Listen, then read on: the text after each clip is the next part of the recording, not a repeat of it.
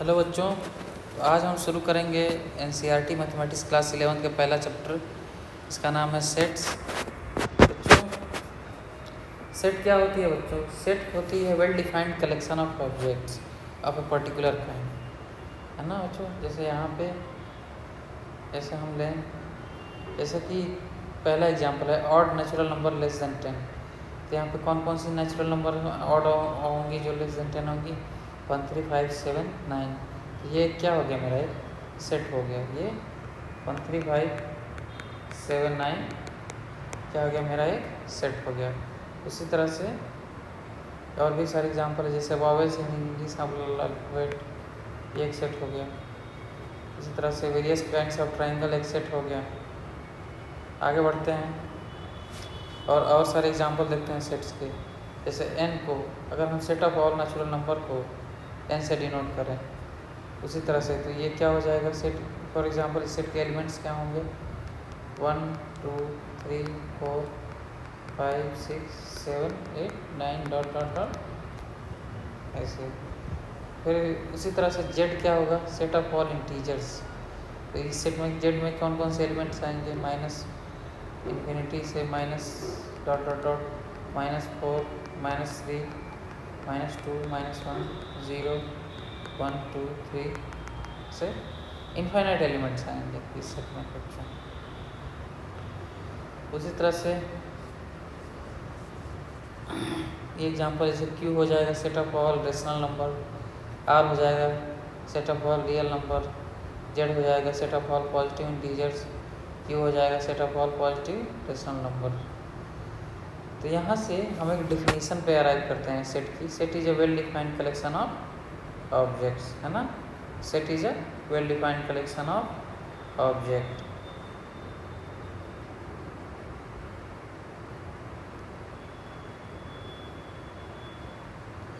अब यहाँ पे कुछ चीज़ें होती हैं, जैसे ऑब्जेक्ट को, जैसे सेट के अंदर, जैसे हमने वॉवेल्स, अगर मैं एक सेट बोलूँ कि इंग्लिश अल्फ़ाबेट के अंदर वॉवेल्स का एक सेट बना हो, तो A, E, I, O, U। तो ये A, E, I, O, U को हम ऑब्जेक्ट भी कहते हैं, या एलिमेंट कहते हैं, या मेंबर्स ऑफ द सेट भी कहते हैं। दूसरी चीज़ होती है, इस सेट को हम डिनोट करते हैं फॉर एग्जांपल किस A से, तो कैपिटल लेटर से हम डिनोट करते हैं, और इनके एलिमेंट को हम स्मॉल लेटर से डिनोट करते हैं। आगे कहता है कि अगर A is an element of set ए, है ना, कोई अगर एलिमेंट सेट में बिलोंग करता है तो उसे हम क्या कहेंगे? A belongs to set A. वैसे ग्रीक सिंबल एप्सिलॉन से हम डिनोट करते हैं। अब बच्चों, किसी सेट को रिप्रेजेंट करने के दो तरीके होते हैं। पहला होता है रोस्टर या टेबुलर फॉर्म, दूसरा होता है set builder form. Roster form में हम सिंपली क्या करते हैं कि सारे एलिमेंट ऑफ जो सेट के एलिमेंट होते हैं उनको हम सिंपली लिस्ट कर देते हैं।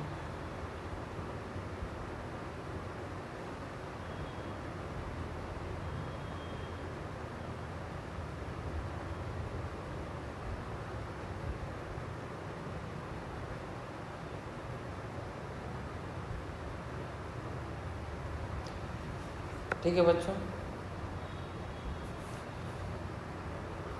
जैसे set of all natural number which divide 42, तो ये एक सेट हो गया जिसमें 1 आ रहा है, 2 आ रहा है, 3 आ रहा है, 6 आ रहा है, 7 आ रहा है, 14 आ रहा है, 21 आ रहा है, 42 आ रहा है।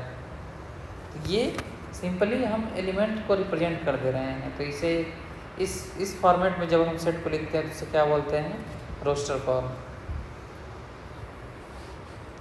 अब एक चीज़ यहाँ पे नोट कर लेनी है कि रोस्टर फॉर्म में ऑर्डर मैटर नहीं करता है। जिस ऑर्डर, किसी भी ऑर्डर में हम एलिमेंट्स को लिख सकते हैं। फॉर एग्जांपल ये जैसे set of all natural number which divide 42 क्या सेट हो गया, तो इसी सेट को अगर मैं इसी सेट को मैं ऐसे भी लिख सकता हूँ 1, 21, 3, 7, 2, 6, 14। तो ऑर्डर मैटर करता ही नहीं है। किसी भी ऑर्डर में लिखेंगे ये सेट और ये सेट दोनों बराबर ही हैं, ये सेट और ये सेट दोनों बराबर ही हैं। कहने का मतलब ये है कि जिस ऑर्डर में एलिमेंट आते हैं वो ऑर्डर मैटर नहीं करता।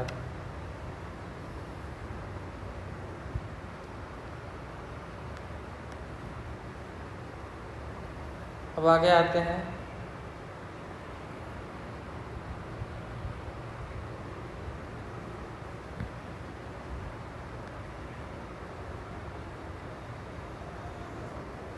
अब ये नहीं, रोस्टर फॉर्म में जब हम किसी सेट को लिखते हैं तो एलिमेंट्स को रिपीट नहीं करते हैं, सारे एलिमेंट डिस्टिंक्ट ही होने चाहिए। फॉर एग्जांपल अगर स्कूल के लेटर्स का हम सेट बनाएं तो उसे हम SCHOL के फॉर्म में लिखते हैं। इसे ऑर्डर ऑफ लिस्टिंग एलिमेंट्स है नो रिलेवेंस। जैसा कि मैंने बताया कि किसी सेट में ये मैटर नहीं करता कि किस ऑर्डर में हम एलिमेंट्स को लिख रहे हैं, किसी भी ऑर्डर में लिख दो, बस प्रॉपर्टी और वो एलिमेंट बिलोंग करना चाहिए। दूसरा मेथड होता है सेट को रिप्रेजेंट करने का, set builder form. Set builder form में क्या करते हैं बच्चों, एक सिंगल कॉमन प्रॉपर्टी होती है जो सारे एलिमेंट्स द्वारा पजेस की जाती है उस सेट के अंदर, और जो भी एलिमेंट उस सेट के बाहर होते हैं वो प्रॉपर्टी पजेस नहीं की जा सकती है। फॉर एग्जांपल यहाँ हम देखें तो रोस्टर फॉर्म में हमने क्या लिखा था, AEIOU, और इसे हमने कह दिया था कि set A is a representation of all vowels of English alphabet. तो इसे यहाँ तो हमने रोस्टर फॉर्म में लिख दिया, और इसे सेट बिल्डर फॉर्म में कैसे लिखेंगे। सेट बिल्डर फॉर्म में हम लिखेंगे कि X where X is a vowel in English alphabet. तो ये हमने प्रॉपर्टी होगी, ये हमने प्रॉपर्टी को ही हमने दिखा दिया यहाँ पे X लिखते हैं ऐसे, यहाँ पे कॉलन लगाते हैं, और उसके बाद से जो प्रॉपर्टी होती है जो डिफाइन करती है एलिमेंट्स को, उस प्रॉपर्टी को हम ऐसे लिख देते हैं।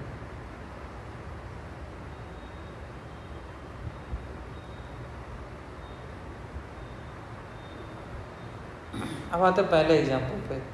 पहला एग्जाम्पल क्या है कि write the solution set of the equation x² + x - 2 in roster form. तो इस क्वाड्रेटिक इक्वेशन के सोल्यूशन क्या होंगे, इस क्वाड्रेटिक इक्वेशन में जब हम फैक्टराइज करेंगे तो x² + 2x - x - 2 बनेगा, क्योंकि x + 2 - 1 × x + 2, तो फर्दर फैक्टराइज होकर क्या बनेगा, x - 1 × x + 2 बनेगा। तो यहाँ से सोल्यूशन क्या आ जाता है, x = 1 और x = -2। तो यहाँ से हम क्या पाते हैं, यहाँ से हम इसे रोस्टर फॉर्म में कैसे लिखेंगे, 1, -2। तो पहला एग्जांपल यहाँ पे कवर हो गया। दूसरा, write the set X where set X is a positive integer and x² < 40। x is a positive integer and x² < 40 in the roster form. तो ये इस सेट को हम कैसे लिखेंगे बच्चों, पहला तो पॉजिटिव इंटीजर है और x² < 40, तो x की क्या क्या वैल्यू आ सकती हैं, 1, फिर 2, फिर 3, फिर 4, फिर 5, फिर 6, फिर 7 नहीं, 7 का स्क्वायर तो 49 हो जाएगा, जो 40 से बड़ा हो जाएगा। तो ये इतने सारे एलिमेंट्स आएंगे, तो हम सेट को कैसे लिखेंगे, 1, 2, 3, 4, 5, 6, है ना बच्चों। अब एग्जांपल 3 पे आते हैं। इसमें कह रहा है कि write the set A in set builder form. Set builder मतलब अब अगर हम इस सेट बिल्डर फॉर्म मतलब हमें कैरेक्टरिस्टिक ढूंढनी है सेट में। तो इस सेट में क्या कैरेक्टरिस्टिक हमें दिख रही है कि हर नंबर जो है वो नेचुरल नंबर का स्क्वायर है, ठीक है। तो यहाँ पे हम कैसे लिख देंगे, यहाँ पे जैसे इसने लिखा है, यहाँ हम मिडिल ब्रैकेट लगा के और x is a square of a natural number, x is the square of a natural number. या हम इस तरीके से भी लिख सकते हैं, x = n² where n belongs to natural number. अगले एग्जाम्पल पे आ जाते हैं। यह इस कह रहा है कि इस सेट को हमें सेट बिल्डर फॉर्म में रखनी है। सेट बिल्डर फॉर्म यानी कैरेक्टरिस्टिक ढूंढनी है हमें। तो यहाँ पे कैरेक्टरिस्टिक क्या मिल जाता है बच्चों, अगर हम इस सेट के एलिमेंट्स को ध्यान से देखें तो ऊपर वाला एलिमेंट्स नीचे वाले एलिमेंट से एक कम रह रहा है, या इसे हम ऐसे लिखें तो n/n+1 आ रहा है। तो इसे सेट बिल्डर फॉर्म में हम कैसे लिखेंगे? इसे सेट बिल्डर फॉर्म में कैसे लिखेंगे बच्चों? हम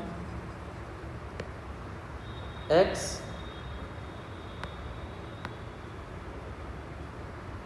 है ना बच्चों, x वेयर x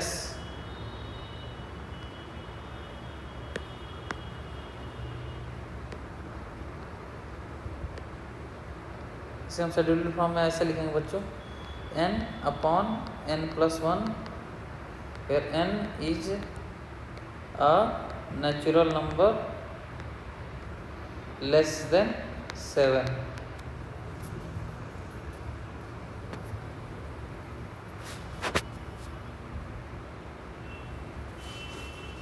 है ना बच्चों, इस लेस देन 7 या n बिलोंग्स टू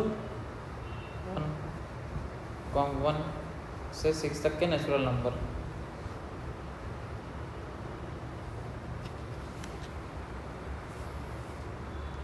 पांचवा एग्जाम्पल देखें बच्चों। पांचवा एग्जाम्पल में कह रहा है कि match each of the set on the left described in the roster form with the same set on the right described in the set builder form. तो पहले को देखें प्रिंसिपल, तो ये किससे मैच होगा बच्चों? ये डी से मैच होगा। ये सारे लेटर प्रिंसिपल के हैं, प्रिंसिपल के लेटर हैं। पी भी आ रहा है, आर भी आ रहा है, आई भी आ रहा है, एन आ रहा है, सी आ रहा है।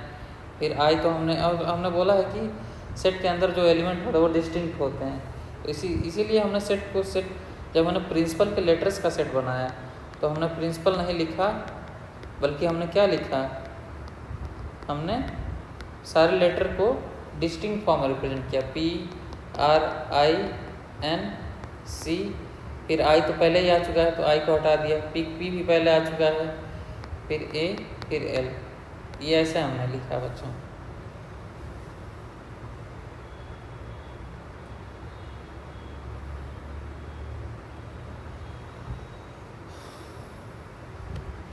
इसी तरह से ये सेट को देखें,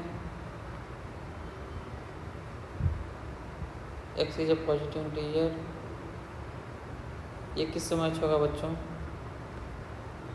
x is a positive integer and A divisor of x is integer and x square.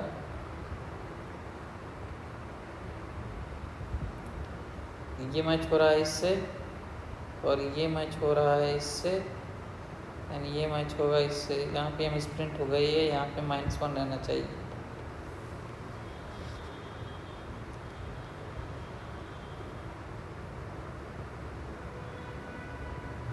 यहाँ पे सॉरी मिसप्रिंट नहीं है, सही है ये।